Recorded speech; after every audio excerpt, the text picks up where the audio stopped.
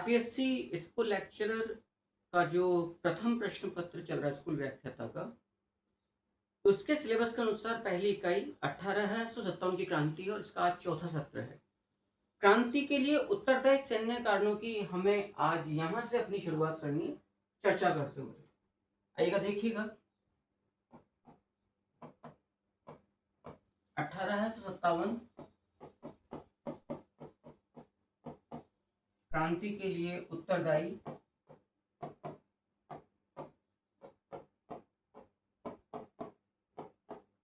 सैन्य कारण। आप भारतीय सैनिक जो कि ब्रिटिश ताज एआईसी ब्रितानी हुकूमत की रक्षा के लिए, उसकी सुदृढ़ीकरण के लिए अपनी जान गंवा रहा है, अपनों से ही लड़ते हुए। उसके साथ भेदभाव की पराकाष्ठा है, रहन सहन में, खान पान में, उसकी पदोन्नति में, उसके वेतन में। कितनी ही लाख कोशिश कर ले वो, कितनी ही उच्च सेवा दे दे वो ब्रिटिश क्राउन को, एआईसी को, लेकिन हवलदार के पद से कभी वो आगे ऊपर नहीं बढ़ पाता था। हम देख चुके हैं कि लॉर्ड कॉर्नवालिस के काल से उच्च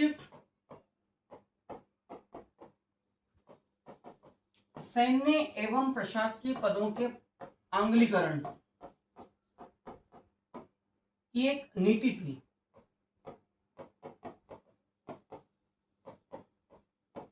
आंगलीकरण की एक नीति थी कि साहब इन पदों पर कभी भी कोई भारतीय नहीं बैठना चाहिए। और ये किस गवर्नर जनरल के काल से थी? बंगाल का गवर्नर जनरल लॉर्ड कॉर्नवालिस। और ये इसी नीति का एक परिणाम था कि कितनी ही कोशिश कर ले भारतीय, कितनी ही कोशिश, लेकिन भारतीय सेना में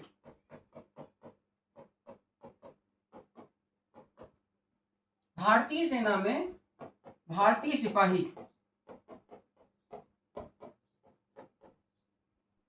के लिए जो सर्वाधिक उच्च पद था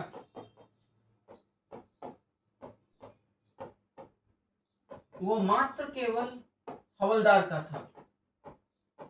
उससे कमतर योग्यता वाला, उससे दोयम दर्जे का एक गोरा सैनिक उससे ऊंचे पद पर पहुंच जाया करता था। यदि उसे समुद्र पारिये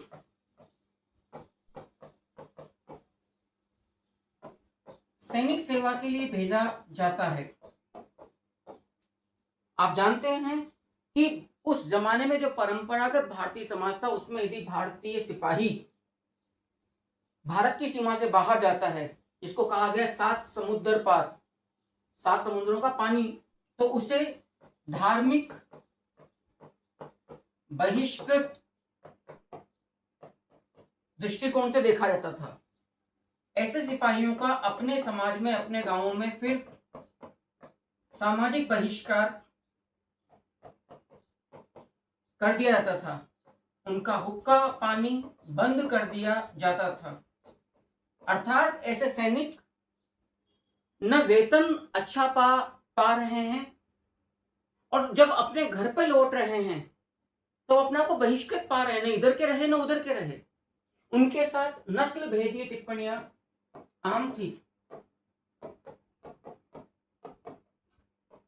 बिल्कुल आम थी। अर्थात चाहे भारतीय सैनिक, इवन आप नस्ल भेदी टिप्पणियों के मैं कुछ एग्जांपल्स आपके सामने दे रहा हूं। निग्रो, इनको बोला जा रहा है भाड़े के सैनिक। और कितना बड़ा ब्रिटिश अधिकारी भारतीय सिपाहियों को भाड़े के सैनिक बोल रहा है, इसका नाम है चार्ल्स नेपियर। तो आप सहज अंदाजा लगा सकते हैं कि मन में, जहन में एक कितना असंतोष, एक इंफीरियर कॉम्प्लेक्स और आक्रोश भरा होगा ब्रिटिशर्स के प्रति इन भारतीय सैनिकों के जहन में। जबकि यहीं पर एक अच्छी बात यह है कि बिपिन चंद्र ने लिखा है कि असल में ये वर्दीधारी बिपिन चंद्र अपनी पुस्तक, एनसीईआरटी की पुस्तक में भारतीय सैनिकों को, वर्दीधारी सिपाहियों को किसान की संज्ञा दे रहे हैं विपिन चंद्र। आज भी आप लोग जानते हो कि भारतीय सेना में अधिकतम जो नियुक्ति होती है वो किसान परिवारों से, ग्रामीण परिवेश से आए हुए बच्चों की ही होती है, अग्निवीर हो चाहे जो भी हो। उस जमाने में तो शुद्ध रूप में थे ही पीजेंट्स या फार्मर्स।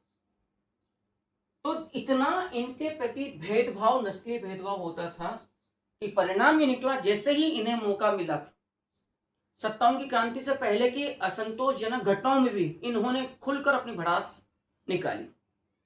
और जब 10 मई को जब क्रांति का आगाज हुआ मेरठ की छावनी से, फिर तो आप लोग समझ सकते हो कि सबसे ज्यादा अग्रिम मोर्चे पर शहादत देने वाले या बदला लेने वाले नेतृत्वकारी जो कारक थे वो सिपाही ही थे। आपको मैं छोटा सा तथ्य रख रहा हूं, उम्मीद है आपको अच्छा लगेगा। जिस समय 1857 का गदर हुआ, इस गदर के दौरान जो ब्रिटिश फौज थी, यदि मैं इस ब्रिटिश फौज में, आप इसी से आइडिया लगा लेंगे, ब्रिटिश फौज में यदि हम अनुपात निकालें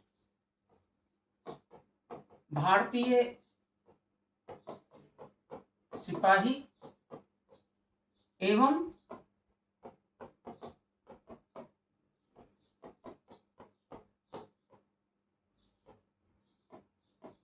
यूरोपीय सिपाहियों की भर्ती के रूप में, तो ये अनुपात याद रखना 5:1 आके टिकता है। 5:1। आपको सुनकर आश्चर्य होगा, जहां भारतीय सैनिकों की संख्या 57 की क्रांति के दौरान ब्रिटिश फौज में 2,38,000 भारतीय सैनिक थे, भारतीय सिपाही थे, वही यूरोपीय सिपाहियों की कुल संख्या मात्र 45,000 थी। और इधर 2,38,000 भारतीय सैनिक थे। तो आप इससे सहज एक अंदाजा लगा सकते हैं कि कितना डिस्क्रिमिनेशन, इतनी सेवा करने के बावजूद भी हद तक डिस्क्रिमिनेशन या भेदभाव भारतीय सैनिकों के साथ होता था। लॉर्ड डलहौजी ने अपने गवर्नरी काल में, आप जानते हो डलहौजी का शासनकाल 1848 से लेकर 56 तक था, एक एक्ट पारित किया था, जनरल सर्विस एनलिस्टमेंट एक्ट। अभी जैसा कि मैंने आपको कहा कि भारत की जो ब्रिटिश साम्राज्य था, इसका जो एक्सपेंशन था, इसका जो प्रसार था, वो अक्रॉस द वर्ल्ड था। वो इंडियन सब कॉन्टिनेंट से बाहर संपूर्ण एशिया में, इवन अफ्रीकन वगैरह सब जगह था। और इस बात को बेहतर जानते थे यूरोपीय ब्रिटिश हुक्मरान कि इंडियन सोल्जर्स से ज्यादा लॉयल, माइटी पर्सन्स, वफादार और साहसी पूरी दुनिया की धरती पर और कोई सैनिक नहीं है। अतः इनकी एक आवश्यकता थी कि भारतीय सैनिक भारतीय सीमाओं से बाहर जाकर भी ब्रिटिश साम्राज्य की सेवा करें। लेकिन परंपरागत भारतीय समाज में इसको अच्छी निगाह से नहीं देखा जाता था। यदि आप 7 समुद्र पार, पानी से बाहर चले गए, 7 समुद्रों का पानी पार करके, तो आपका बहिष्कार हो जाएगा। ये बहुत बड़ी अड़चन थी ब्रिटिश हुक्मरानों के लिए कि वो फोर्स करें इंडियन सोल्जर्स को कि आप बाहर जाइए, जैसे बर्मा वगैरह, और जाके अपनी सर्विस करिए। अतः माफ करना जो मैं बोला, लॉर्ड डलहौजी नहीं, लॉर्ड कैनिंग। अतः लॉर्ड कैनिंग ने 1856 में अपने शासनकाल में, जब वो आया क्रांति से ठीक पहले, एक कानून पारित किया, सामान्य सेवा प्रवर्तन अधिनियम, जनरल सर्विस एनलिस्टमेंट एक्ट 1856। क्या था ये?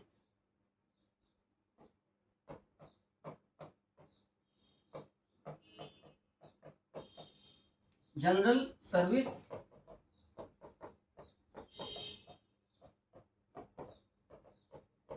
एनलिस्टमेंट एक्ट, ये पारित हुआ। इसको कहा गया है सामान्य सेवा प्रवर्तन अधिनियम, याद रखिएगा।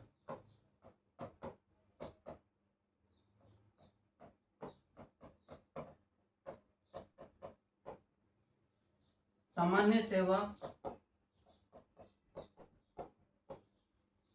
प्रवर्तन अधिनियम ये पारित हुआ 1856 में। और किस गवर्नर जनरल के काल में ये पारित हुआ? तो याद रखना, लॉर्ड कैनिंग के शासनकाल में ये जो कानून है ये पारित हो रहा है। अब आप सोचिएगा, इस कानून के तहत बाध्य किया कि जो भी भारतीय सिपाही बंगाल आर्मी में भर्ती होंगे उन्हें मैंडेटरी, चाहे उनकी धार्मिक मान्यता उनको परमिशन दे या ना दे, डजंट मैटर, यदि वो इंडियन बंगाल की आर्मी में अपॉइंट होते हैं, भर्ती होती है उनकी, रिक्रूटमेंट होता है, तो उन्हें भारत से बाहर समुद्र पारी यात्रा करनी ही पड़ेगी।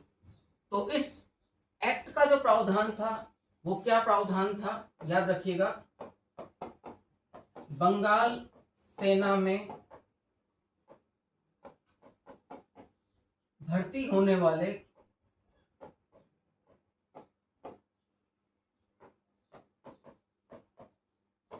भारतीय सिपाहियों को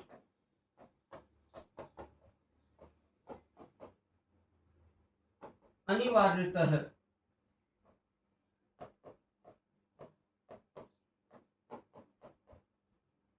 भारत से बाहर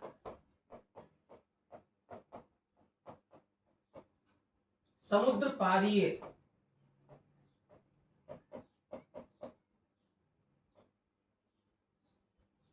ब्रिटिश साम्राज्य में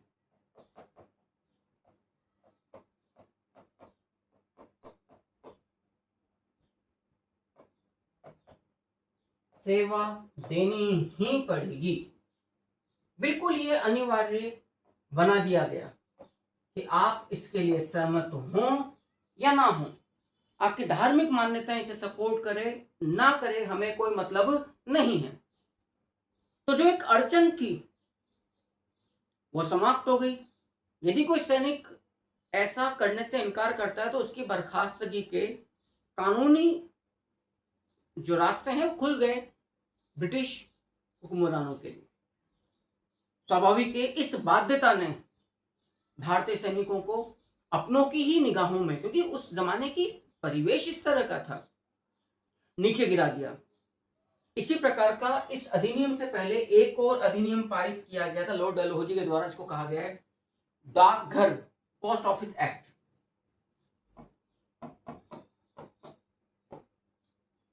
डाकघर अधिनियम, ये डाकघर अधिनियम 1854 में पारित किया गया गवर्नर जनरल लॉर्ड डलहौजी के काल में। मैं यहां पर स्पष्ट कर दूं आप लोगों को, देखिएगा लॉर्ड डलहौजी का जो शासन काल है, क्योंकि इस तरह के प्रश्न अक्सर हमें परेशान करते हैं, विशेष तौर पर जो इतिहास के विद्यार्थी नहीं हैं उनके लिए बड़ा मुश्किल होता है इन चीजों को याद रखना। लॉर्ड डलहौजी का शासनकाल है 48 से लेकर 56, और इसके बाद जो गवर्नर जनरल आया जिसके काल में की क्रांति का आगाज हुआ उसका नाम है लॉर्ड कैनिंग। लॉर्ड कैनिंग का शासनकाल है 1856 से 62। लॉर्ड कैनिंग को भारत का प्रथम वायसरॉय भी कहा जाता है, यह भी आप लोगों को याद रखना। भारत का प्रथम वायसरॉय। जब 57 की क्रांति समाप्त हो गई और उसके पश्चात जब इन लोगों ने आत्ममंथन किया, ब्रिटिश हुकूमत ने, स्पेशली बेंजामिन डिज़राइली जैसे इतिहास जो नेता थे कंजर्वेटिव पार्टी के, उनके जब बयान आए तो इनको लगा कि हमें कुछ आमूलचूल परिवर्तन करना चाहिए। तो अब गवर्नर जनरल जो कि EIC ईस्ट इंडिया कंपनी का प्रतिनिधि था, उसी व्यक्ति को कहा गया कि now he is direct representative of British crown and he would be responsible for British crown and the British parliament. यानी कि उसी गवर्नर जनरल को वायसरॉय कहे। बात वह शराब वही है, बस लेवल चेंज कर दिया, यूं समझ लीजिए सामान्य भाषा में। डाकघर अधिनियम के तहत क्या प्रावधान था, जरा उसे भी देख लीजिएगा। डाकघर अधिनियम का प्रावधान था कि भारतीय सिपाही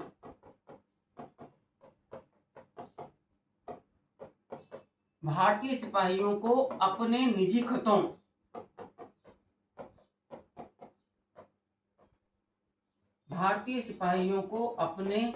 निजी खतों पर डाक टिकट लगाना पड़ेगा, स्टाम्प पेपर लगाना पड़ेगा।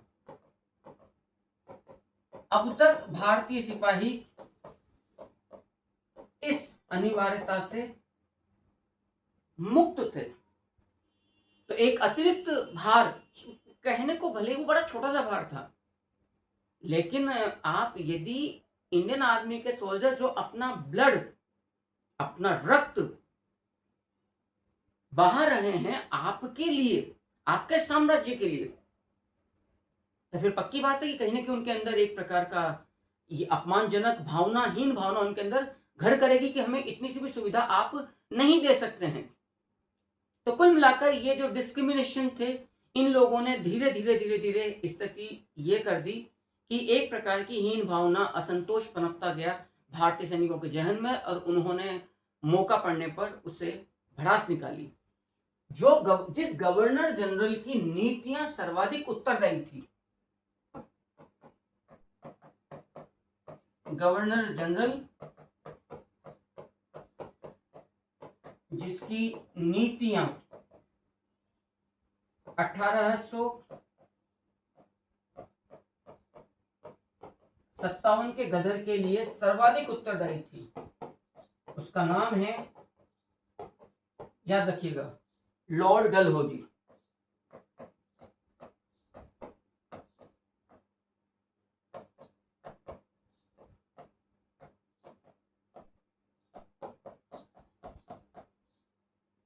उस सज्जन का नाम है लॉर्ड डलहौजी। अब आप सोचिएगा, लॉर्ड डलहौजी के कारनामे, एक पोस्ट एक्ट, आपने पोस्ट ऑफिस एक्ट तो देख ही लिया। इस व्यक्ति ने मुगल बादशाह का जितना अपमान करना था, जी भर के इस व्यक्ति के द्वारा अपमान किया गया। असल में इनसे मतलब एक बात समझ लीजिएगा, लॉर्ड कैनिंग ने तो खैर 1856 में डलहौजी के बाद कहा था, लेकिन डलहौजी से कैनिंग से पहले डलहौजी ने क्या किया कि सिक्कों पर से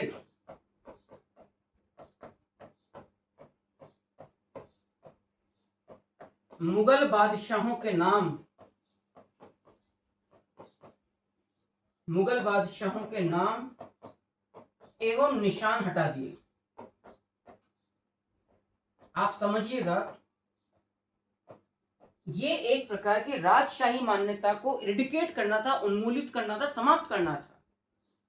चाहे मुगल बादशाहों के पास आज कुछ भी नहीं था, लेकिन भारतीय जनमानस में आज भी इनकी एक कानूनी और राजनीतिक हैसियत थी, प्रतिष्ठा थी।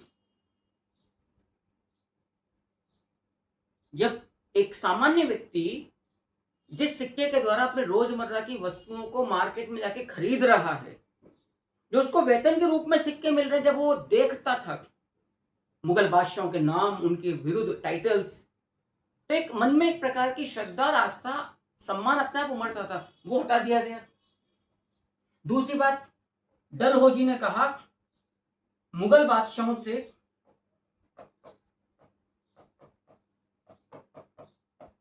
लाल किला खाली करवा लिया गया, लाल किला खाली करवा लिया गया, हटा दिया गया लाल किले से, और इनको लाल किले से हटाकर महरौली, जो उस जमाने में एक छोटा सा गांव था, महरौली गांव के पास किसी छोटे सी हवेली में कुछ एक कमरों के मकान में इनको शिफ्ट कर दिया गया। मुगल बादशाह, जिनके पैरों तले कभी संपूर्ण हिंदुस्तान की मिल्कियत हुआ करती थी, यह राष्ट्रीय अपमान था मुगल बादशाहों का। और फिर रही सही कसर लॉर्ड कैनिंग ने कर दी 1856 में। 1856 में याद रखिएगा, लॉर्ड कैनिंग ने एक महत्वपूर्ण घोषणा की। लॉर्ड कैनिंग क्या कहता है, अंतिम मुगल बादशाह, ये बड़ा महत्वपूर्ण है, मैंने पिछले सत्र में भी इस बात का जिक्र किया था। अंतिम मुगल बादशाह बहादुर शाह जफर द्वितीय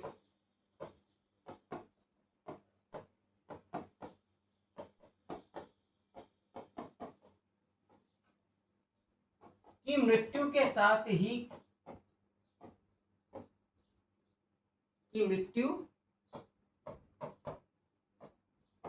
साथ ही सम्राट की पदवी समाप्त हो जाएगी। यानी कि मुगल बादशाह बहादुर शाह जफर द्वितीय के सक्सेसर्स, उत्तराधिकारियों को सम्राट की उपाधि रखने का अधिकार नहीं होगा। सम्राट के स्थान पर वे छिटपुट टाइटल्स रख सकते हैं, जैसे कि राजा। राजा जो रेफर होता था छोटे मोटे उस जमाने में जमींदारों के लिए, क्योंकि राय जैसी उपाधियां जिनको कभी तुर्कों ने पृथ्वीराज तृतीय चौहान के लिए काम में ली थी, तो राय बहादुर जैसी उपाधियां तो इतिहासकारों ने इनको दी ही जाती थी ब्रिटिशर्स के द्वारा। एक और महत्वपूर्ण कार्य किया लॉर्ड डलहौजी ने, जिसका असर संपूर्ण भारतीय राष्ट्रीय स्तर पर जितनी रियासतें थी वहां तक पहुंचा। क्या राजा, क्या महाराजा, क्या नवाब, सब हिल गए थे इस एक घटना से। सबने अपने अस्तित्व, अपनी रियासत, अपने झंडे, अपने निशान, अपने हुकूक, हुकूमत, हुकूकात जो कुछ भी थे उनके लिए खतरा माना लॉर्ड डलहौजी के इस एक कदम को। और वो महत्वपूर्ण कदम था अवध का विलय।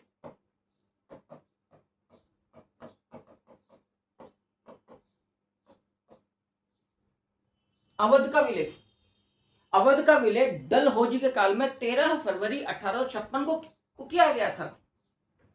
जो अंतिम नवाब था यहाँ का, वाजिद अली शाह, और डलहौजी ने पहले ही बोल दिया था कि यह फल अवध के लिए कहा जा रहा है, कभी ना कभी टपक कर मेरी झोली में आकर गिरेगा, मेरे मुंह में आकर गिरेगा। वो बिल्कुल कंफर्म था इस चीज को लेकर, और इसके लिए इन्होंने कुशासन के आरोप का प्रयोग किया था, जिस पर मैंने पिछले सत्र में चर्चा करी थी। डलहौजी बोल चुका था कि अवध रूपी फल मेरे मुंह में आकर गिरेगा। ये कथन था।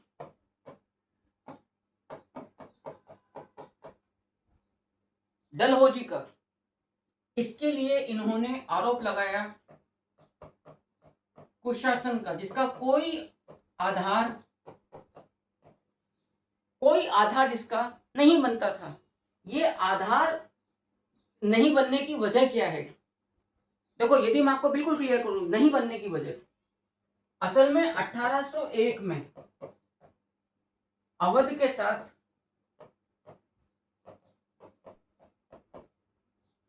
EIC ने सहायक संधि की थी। तो यार, जिस रियासत का एडमिनिस्ट्रेशन आपके हाथ में है, आपके द्वारा अपॉइंटेड पॉलिटिकल एजेंट के पास में है, तो who would be responsible for bad governance? बुरे शासन के लिए, बैड गवर्नेंस के लिए, शासन के लिए कौन जिम्मेदार होगा? आप ही। तो आप अपने कुशासन, आप अपनी नीतियों से उपजे कुशासन का ठीकरा वाजिद अली शाह पर कैसे फोड़ सकते हैं? 1801 में आपने अवध के साथ सहायक संधि करी, और आप आलम देखिएगा 1837 में गवर्नर जनरल लॉर्ड ऑकलैंड इस बात की तस्दीक करता है कि यदि अवध ने अपने कुशासन को ठीक नहीं किया, अपने शासन की खामियों को ठीक नहीं किया, तो उसे ब्रिटिश राज में मिला लेना चाहिए। भाई, शासन आप कर रहे हो, शासन का संपूर्ण उत्तरदायित्व तो EIC के पास में है। और चूंकि इन्होंने भूमिका बनाना आरंभ कर दिया था, क्योंकि अवध सबसे बड़ी रियासत था। अवध का महत्व क्या था? क्योंकि अवध को बंगाल के सैनिक भर्ती की नर्सरी कहा जाता था। अकेले बंगाल में अवध से 70,000 सैनिकों की भर्ती होती थी, सबसे बड़ी रियासत में से एक था।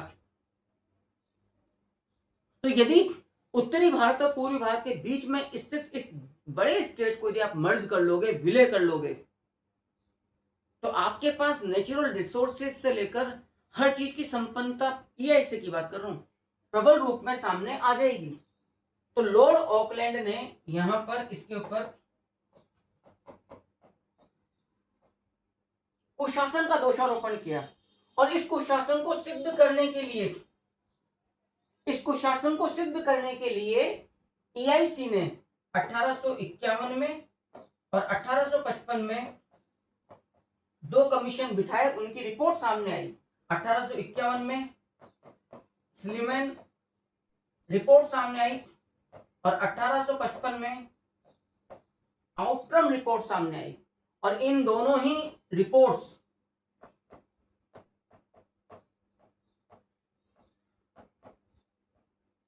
का जो लब्बल हुआ है वो ये है, अवध कुशासन से जूझ रहा है, जबकि संपूर्ण शासन किसके हाथ में था? ईआईसी। 1855 और बाद में फिर इस कुशासन का आरोप लगाकर अपने ही शासन के प्रति कुशासन की झूठी मनगढ़ंत कहानियां गढ़कर अनावश्यक तथ्यों की एक पूरी रिपोर्ट तैयार करके डलहौजी ने, याद रखिएगा, 13 फरवरी 1856 को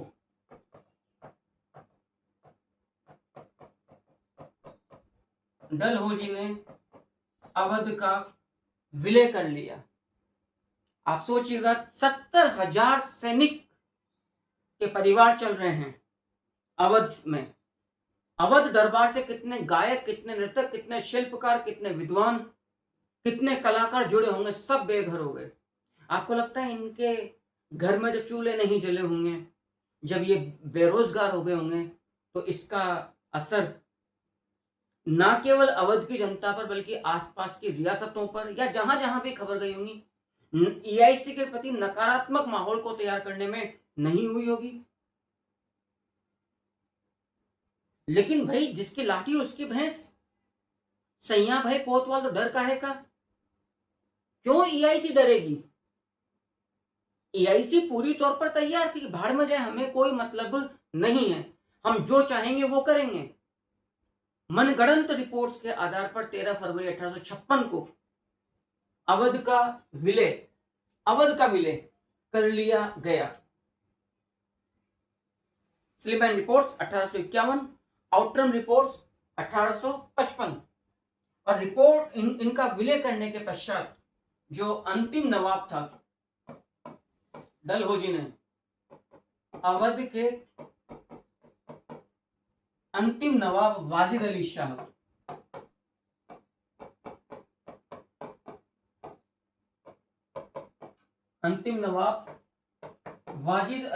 को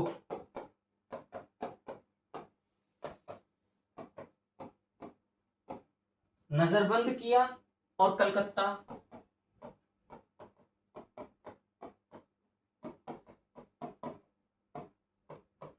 भेज दिया। आप आइडिया लगाइएगा, आक्रोश इस कदर था कि वाजिद अली शाह की जो बेगम थी हजरत महल, इन्होंने 1857 की क्रांति में लखनऊ के अंदर बागियों का साथ दिया था, विद्रोहियों का साथ दिया था। क्रांति में लखनऊ में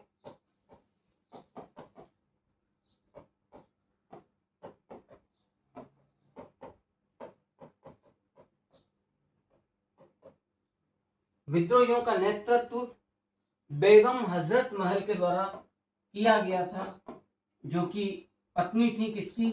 वाजिद अली शाह की। अब मैं दोबारा रिपीट कर रहा हूं, बहुत महत्वपूर्ण है। अवध का महत्व क्यों था? अवध को बंगाल की सेना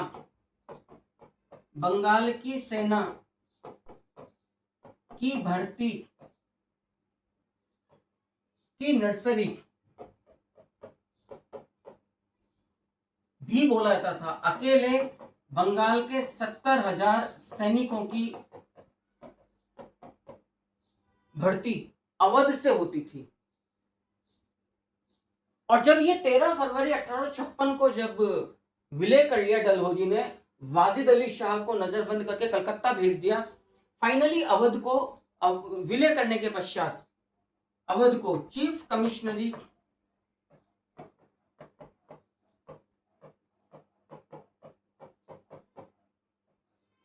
राज्य बनाकर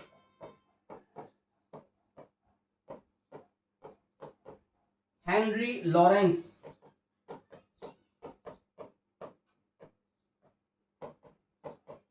को वहां का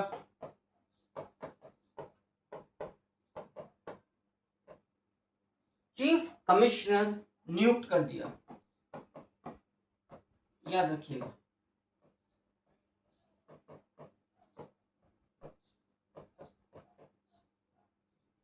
चीफ कमिश्नर नियुक्त कर दिया गया अवध का। अवध के विलय ने हजारों की संख्या में, लाखों की संख्या में सैनिकों, परिवारों, किसानों, श्रमिकों, शिल्पियों, कलाकारों, गायकों, इन सब के मन में असुरक्षा का भाव उत्पन्न किया और ईआईसी के प्रति नफरत का बीजारोपण किया। सिर्फ अवध ही नहीं, अवध के बहुत पहले से डलहौजी ने अनुचित या गैर अनुचित तरीके, उचित और अनुचित तरीकों से, उचित या अनुचित तरीकों से कई रियासतों का ब्रिटिश साम्राज्य में विलय करके राजशाही को अपने विरुद्ध खड़ा कर दिया था। 1848 में डलहौजी ने सतारा का विलय किया, जो महाराष्ट्र में है। 1849 में इसी डलहौजी ने बुंदेलखंड में जेतपुर और उड़ीसा में संबलपुर,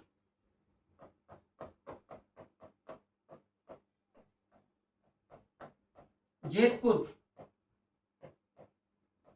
बुंदेलखंड में एवं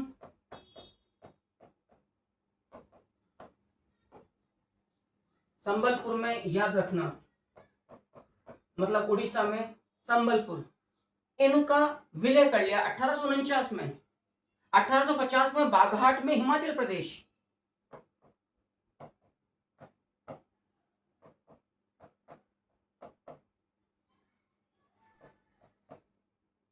का विलय कर लिया।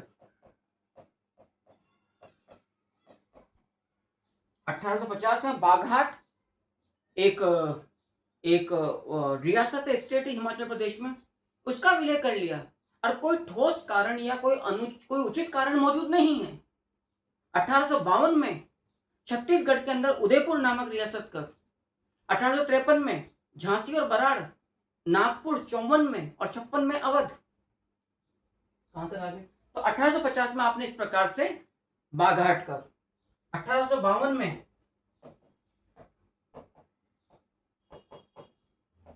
उदयपुर, जो छत्तीसगढ़ की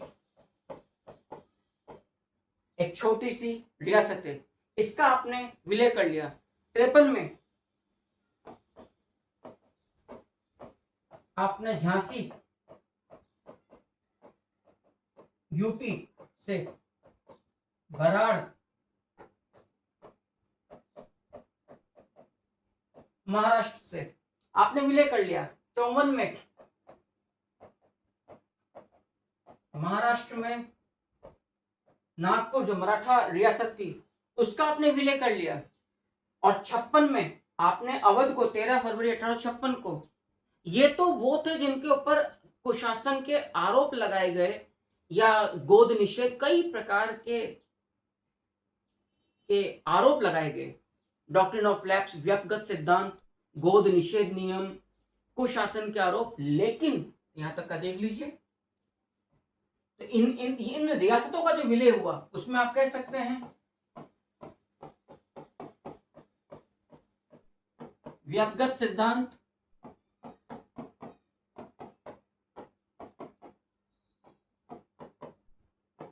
गोद निषेध कानून, आप कह सकते हैं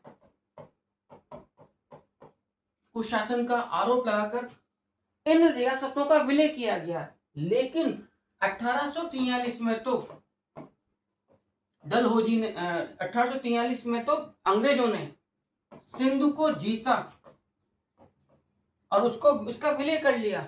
1849 में यही डलहौजी ने पंजाब को जीता, सिख साम्राज्य को, और उसका विलय कर लिया।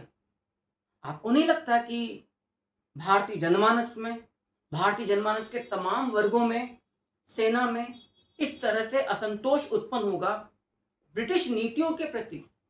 कहीं ना कहीं भयभीत होंगे कि हम किसके लिए लड़ रहे हैं, क्यों लड़ रहे हैं।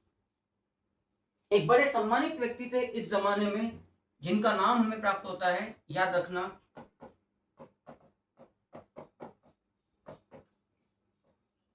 नाना साहिब।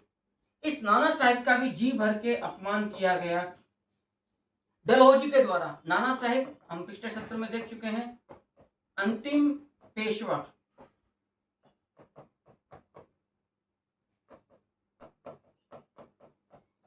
बाजीराव द्वितीय के दत्तक पुत्र थे। क्योंकि गोद निषेध कानून बनाया डलहौजी ने, तो कहा कि अंतिम पेशवा को जो पेशवाई के लिए पेंशन मिल रही है, क्योंकि उसका बायोलॉजिकल सक्सेसर नहीं है, नाना साहिब जिसको कि धोदू पंत के रूप में भी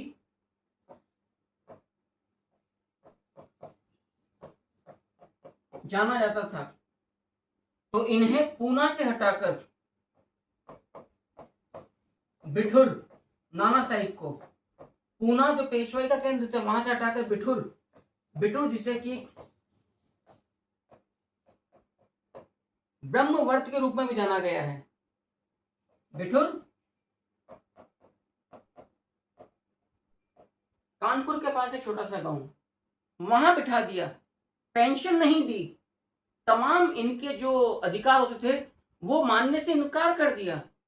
इसीलिए नाना साहिब के बारे में जो बात आती है कि पहले उनकी मुलाकात या उनकी चर्चा, चाहे प्रत्यक्ष या प्रतिनिधि के तौर पर, प्रयागराज के मेले में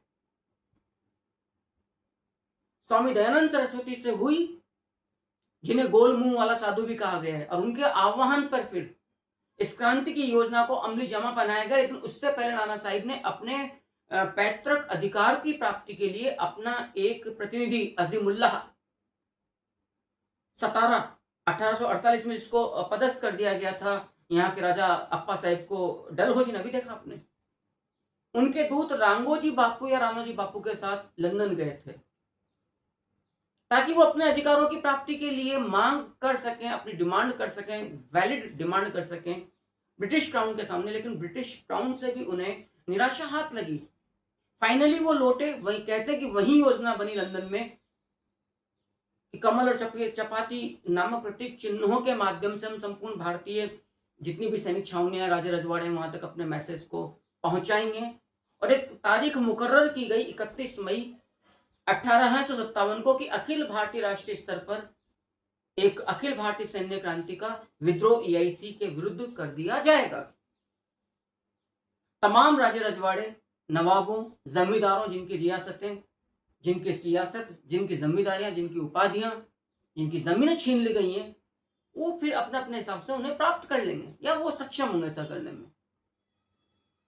तो ये 57 की क्रांति से पहले के वो असंतोषजनक कदम थे, जो लापरवाही के तौर पर जाने अनजाने में या सत्ता के मद में चूर होकर EIC उठाती चली गई। उसे यह एहसास ही नहीं हुआ कि मेरी नीतियों से समाज में, भारतीय समाज में कितना एक ज्वालारूपी विस्फोटक ज्वलनशील पदार्थ का ढेर तैयार हो चुका है, बस उसमें चिंगारी लगना बाकी था, जो लग गई। जब ब्राउन बेस नामक पुरानी बंदूक की जगह the Enfield pattern 1853 new musket rifle जब लॉन्च की गई, जिसका प्रशिक्षण चलाने का प्रशिक्षण दमदम, अंबाला, सियालकोट, वुलिच शस्त्रागार में दिया जा रहा था, और जैसे मालूम चला सैनिकों ने यह कारतूस चलाने से स्पष्ट इनकार कर दिया। जनता के जिस वर्ग को, किसान हो, शिल्पी हो, मजदूर हो, व्यापारी हो, आम जनता हो, संत हो, जिनको जो मिला, लकड़ियां, बल्लम, लाठी, तीर, कमान, तलवार, चाकू, फरसा, सबने अपने अपने तरीके से अपना आक्रोश इस अत्याचारी सत्ता के विरुद्ध व्यक्त किया। इसलिए डॉक्टर बिपिन चंद्रन का अपनी पुस्तक एनसीईआरटी की जो कक्षा 12वीं की पुस्तक है उसमें स्पष्ट तौर पर जन विद्रोह की के समर्थन में एक लंबा चौड़ा लेख लिखा है। हम चर्चा करेंगे कि क्रांति का स्वरूप, प्रकृति क्या क्या रही है। उम्मीद कर रहा हूं यहां तक कि मेरी बात आप लोगों को अच्छे से समझ में आ गई है। डलहौजी ने इसी प्रकार के अन्य कदम उठाते हुए कर्नाटक, सूरत और तंजौर, इन राजाओं की उपाधियां यहां के राजाओं की उपाधियां छीन ली।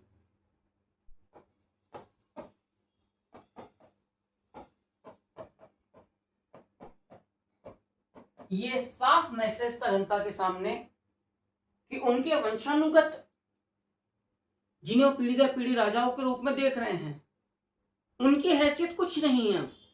जब उनको उनको धत्ता बतलाया जा सकता है ब्रिटिश सरकार के द्वारा, तो आम जनता की तो औकात ही क्या है। हमने पिछले सत्र में देखा डलहौजी ने किस प्रकार से 1854 में इनाम कमीशन, इनाम आयोग का गठन किया और जिसके द्वारा कम से कम 2000 2000 नहीं 20,000 के लगभग जागीरों को जब्त कर लिया गया था, जो कभी मुगलिया काल में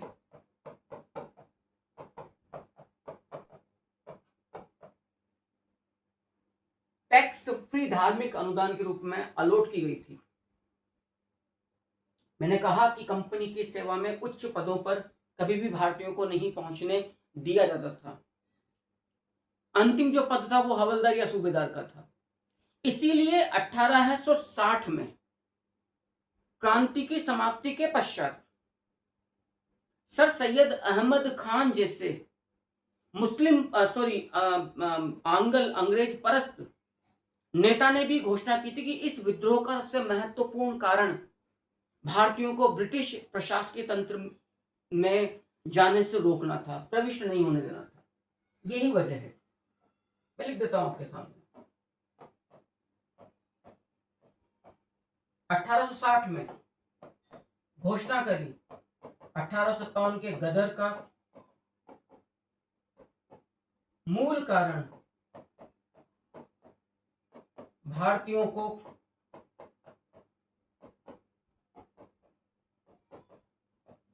ब्रिटिश प्रशासकीय तंत्र में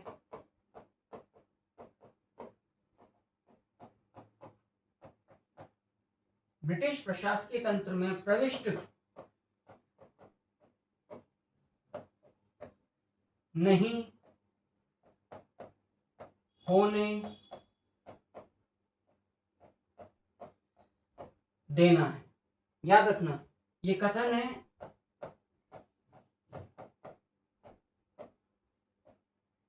सर सैयद अहमद खान का।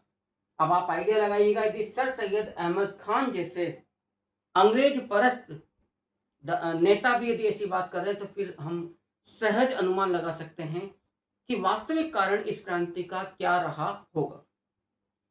उम्मीद करता हूं कि यहां तक की बात आप लोगों को अच्छे से समझ में आ गई है। अब हम चर्चा करेंगे इस क्रांति के लिए तात्कालिक उत्तरदायी कारण क्या था। क्रांति का तात्कालिक उत्तरदायी कारण, ये अपने आप में बड़ा ही महत्वपूर्ण है। असल में जो तात्कालिक उत्तरदायी कारण था, क्योंकि आप देख लीजिएगा समाज का हर तबका इस समय असंतुष्ट है, अलग अलग वर्ग में का एक असंतोष का ढेर बन चुका है। ज्वलनशील असंतोष का एक चिंगारी लगना बाकी था, और वो चिंगारी 1856 में बहुत जल्दी सामने आ गई। असल में क्या होता है, ब्रिटिश फौज में पुरानी राइफल का नाम था ब्राउन बेस।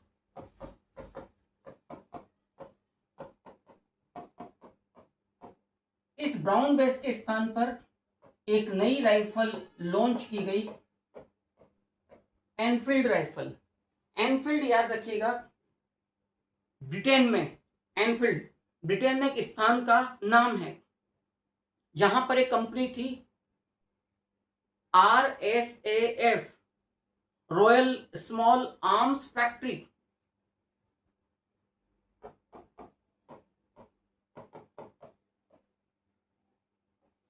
RSAF याद रखिएगा,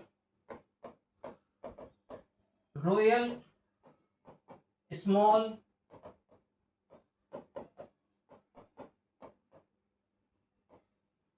आर्म्स फैक्ट्री। यहां पर 1853 में इस राइफल का प्रोडक्शन किया गया था। इसे भारतीय एनफील्ड राइफल को भारतीय जिस नाम से पुकारते थे वो थी नीली टोपी वाली बंदूक। यह राइफल, इस राइफल के हमें, इसी एनफील्ड राइफल के हमें कई और अन्य नाम भी प्राप्त होते हैं। हम कह सकते हैं यहां पर the Enfield pattern 1853 rifle Muscat, the Enfield pattern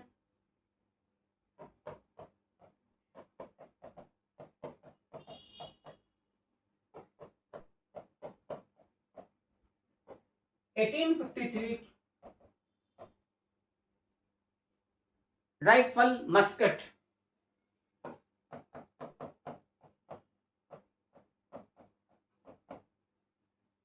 ये कई सारे नाम हमें इस राइफल के प्राप्त होते हैं, और ये 5.77 कैलिबर का एक राइफल था।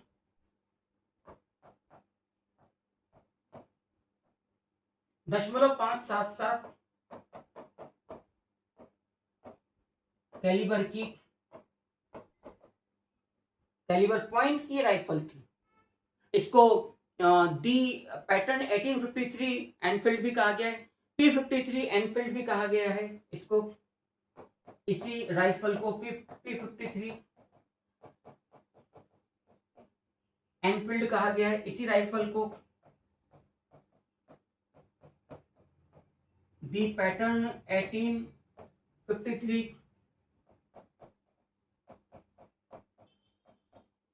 एनफील्ड भी कहा गया है। यानी कि अब ये तथ्य वो हैं जनरली जो हमें अपनी गाइड्स में, अपनी बुक्स में नहीं मिलते हैं।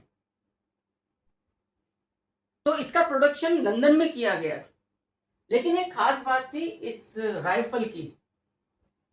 इस राइफल की सबसे खास बात ये थी कि इसमें जो बुलेट काम में लिए जाते थे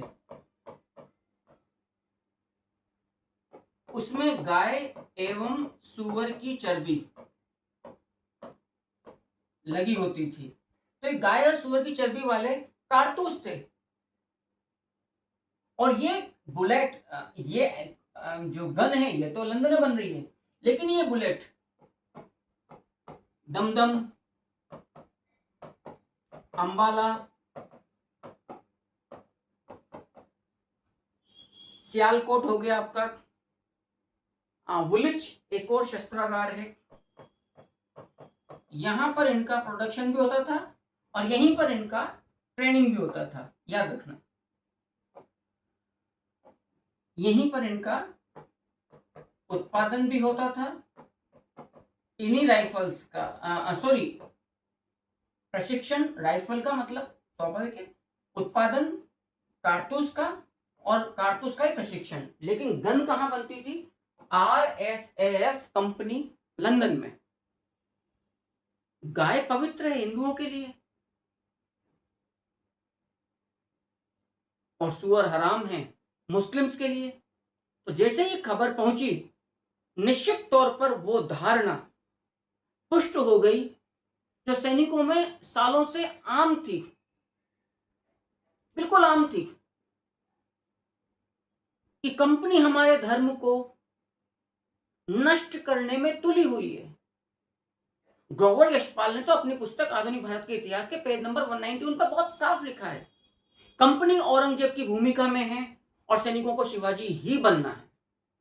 यहां तक कहा जाने लगा उस जमाने में, जब ये बात बिल्कुल आम हो गई, बिल्कुल नॉर्मल हो गई, कि जी हां, इस तरह के कारतूस जानबूझकर ये बुलेट्स, जबकि जानते हैं कि एक बहुत बड़ा वर्ग, जब मेजोरिटी थी आर्मी के अंदर, वो ब्राह्मण और मुस्लिम्स की थी। Brahmin, Kshatriya, upper caste, we know that the kshatriyas are non-vegetarian, but they can't eat, they can't take beef. वो गाय की सुअर, वो गाय की चर्बी या सुअर सोच ही नहीं सकते। आप सोचिए, जानबूझकर आपने इस प्रकार से रिलीजियस बिलीफ्स को, फेथ को तोड़ दिया भारतीयों का। ये कितना बड़ा ये अपराध था ब्रिटिश गवर्नमेंट का। तो जब ये बात पहले अफवाह के रूप में, लेकिन जब बात कंफर्म हो गई, गाय और सुअर की चर्बी वाले कारतूस,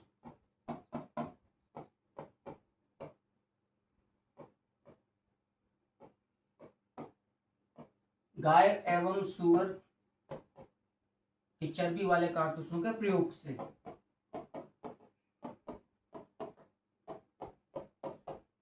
और ये सबसे पहले जो वुलिच जो छावनी थी, शस्त्रागार कह लीजिए, यहीं पर ब्रिटिश छावनी भी थी। तो यहां जो ट्रेनिंग के लिए बुलेट्स काम में ली जा रही थी, वहां की जांच पड़ताल में बाद में कंफर्म हो गया था कि हाँ, इस तरह के बुलेट्स को सैनिकों को काम में लिया गया है। क्योंकि खास बात क्या थी, इस प्रकार के बुलेट्स को काम में लेने से पहले दांतों से इनका जो हुक होता था उसको हटाना पड़ता था।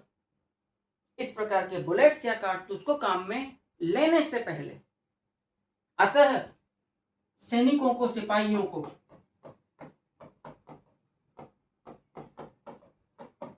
विश्वास हो गया कि कंपनी यानी कि ईआईसी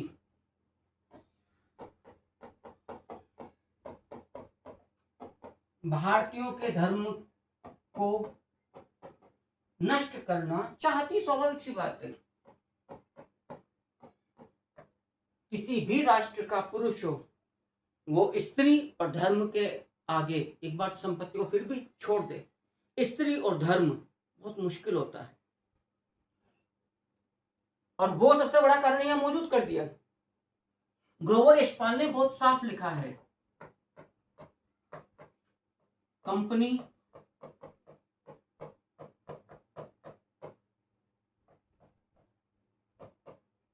औरंगजेब की भूमिका में है और सैनिकों को शिवाजी बनना है। कंपनी औरंगजेब की भूमिका में है एवं सैनिकों को शिवाजी बनना है।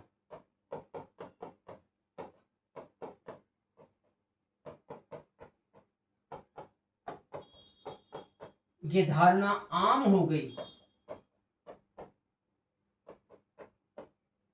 उस समय। शिवाजी का मतलब यही है, यदि अफजल खान धर्म के रास्ते पर नहीं चलता है तो उसकी जान ले लीजिए। ये कुरुक्षेत्र में ज्ञान कृष्ण के द्वारा दिया गया था। ये कथन आपको मिलेगा ग्रोवर यशपाल की जो पुस्तक है आधुनिक भारत का इतिहास, पृष्ठ संख्या 191 में कंफर्म उस चीज पर जी। अब क्रांति, जब ये बिल्कुल कंफर्म हो गया कि अंबाला, दमदम, सियालकोट, वुलिच, इन छावनियों में इन बुलेट्स के प्रयोग का ट्रेनिंग दिया जा रहा है, जब ये बिल्कुल कंफर्म हो गया तो स्वाभाविक है कि सैनिकों को कहीं ना कहीं अपना आक्रोश व्यक्त करना था। और ये पहली घटना हमें देखने को मिलती है 23 जनवरी 1857 को। दमदम जो कलकत्ता में छावनी है, पहली बार सैनिकों ने यहां कारतूसों का प्रयोग करने से इनकार कर दिया। याद रखिएगा।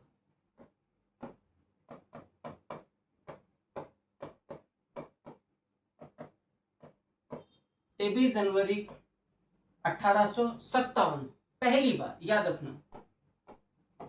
दमदम जो कहां पर स्थित है, बंगाल में, कलकत्ता में। दमदम छावनी, यहां का क्या इंपॉर्टेंस है? इस छावनी में पहली बार सर्वप्रथम भारतीय सिपाहियों ने एनफील्ड राइफल को चलाने से, यानी कि आप इसी बात को यह भी कह सकते हैं, गाय और सुअर की चर्बी वाले कारतूसों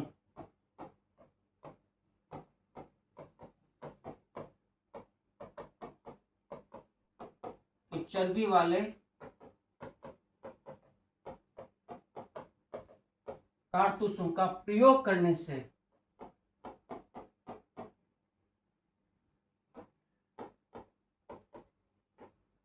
स्पष्ट इनकार कर दिया। प्रश्न आएगा, किस छावनी में भारतीय सैनिकों ने गाय और सुअर की चर्बी वाले कारतूसों का प्रयोग करने से स्पष्ट इनकार कर दिया? दमदम कलकत्ता छावनी में। कब? 23 जनवरी 1857 को। 3 दिन बाद यह खबर कलकत्ता की ही दूसरी छावनी बहरामपुर में पहुंचती है। 26 जनवरी 1857।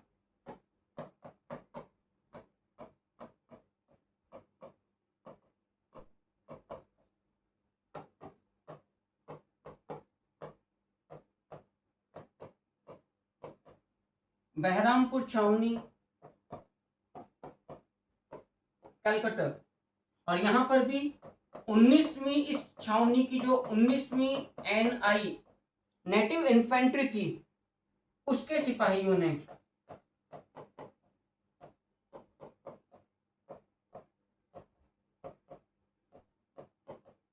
चर्बी वाले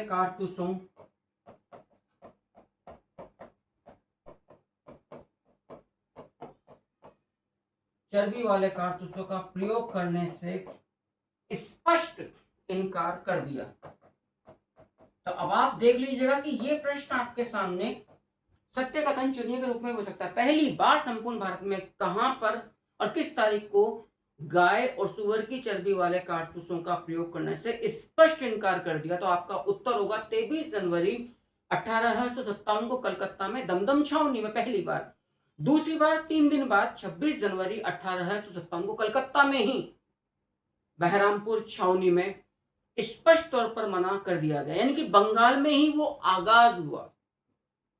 ब्रिटिश राज की स्थापना बंगाल में 23 जनवरी 1757 को। ब्रिटिश राज के प्रति अखिल भारतीय राष्ट्रीय स्तर की पहली बार चिंगारी का आभास बंगाल में ही 23 जनवरी 1857 को, फिर 26 जनवरी 1857 को, फिर 29 मार्च 1857 को पहली घटना जब मंगल पांडे ने गोली दाग दी। बंगाल हमेशा से विरोधाभास पूर्ण स्थिति में रहा भारत के अंदर। दिल्ली से अपनी दूरी के चलते वो हमेशा विद्रोही बना रहा। यहां पर हमेशा दिल्ली से अलग होने की एक पृथकतावादी सोच रही।